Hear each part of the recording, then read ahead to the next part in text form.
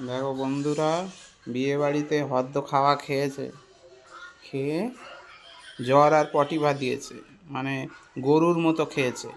গরুর খাওয়া জানো তো, সেই গরুর মতো পটি হয়েছে, বমি হয়েছে আর জ্বর বাঁধিয়েছে।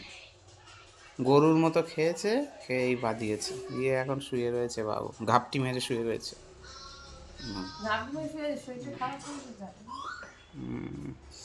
মেয়ে ওদিকে দেখছে, ঠিক আছে, টিভি দেখছে। মেয়ে টিভি দেখছে, মেয়ের ঠাকুরের কৃপায় কিছু হয়নি। বাবু অসুস্থ হয়ে গেছে আবার।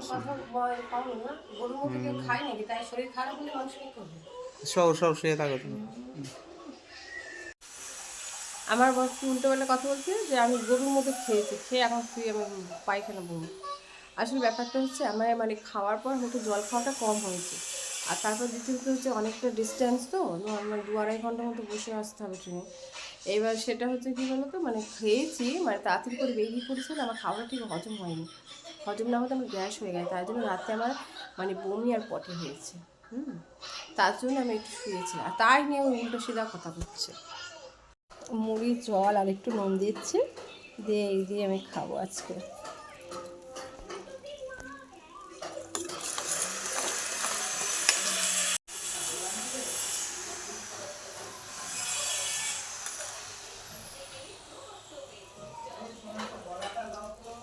হুম হুম